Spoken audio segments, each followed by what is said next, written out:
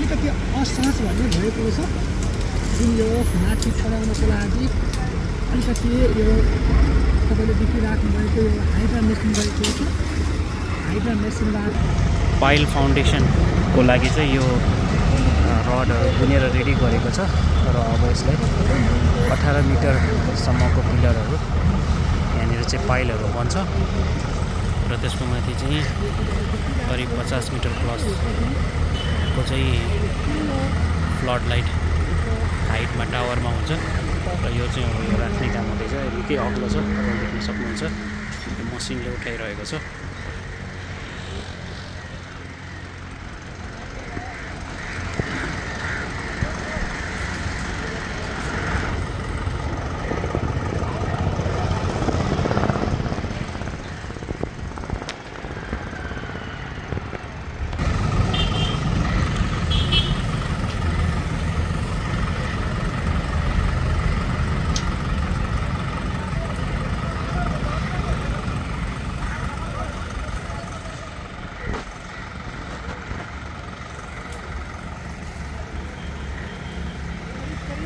लेभलमा आइसकेको छ, करिब 90 डिग्रीमा गरिसकेको छ।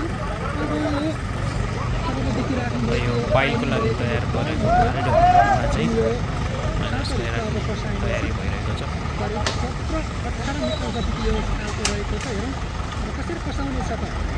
3-4 जना जुन कामदारहरू पनि युज गरिएको छ र यो हाइड्रा मेसिनबाट यति नै भरिमानको पिल्लर राखिएको अवस्था छ र त्योभन्दा यो साइडमा रहेको यो अर्को यो पिल्लर रहेको छ। यो पिल्लर भने केही समय अगाडि चाहिँ खराइसकेको अवस्था छ भने यो दोस्रो पिल्लर रहेको छ र यस्तै खालको 9वटा पिल्लरहरू बस्नेछ। फ्लड लाइट चढानको क्रममा अहिले यो बन्दै गरेको यो भनौँ न यो पहिलो चरणको काम जस्तो रहेको छ है त।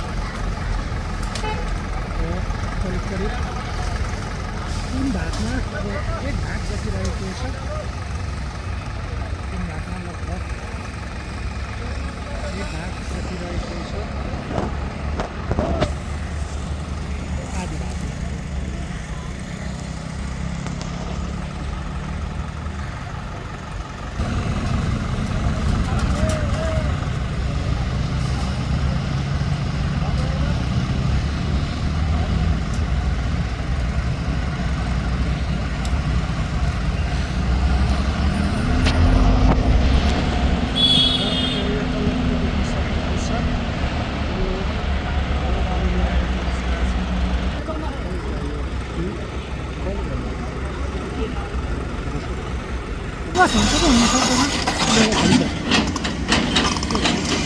नेपालको बारेमा कम थाहा हुन्छ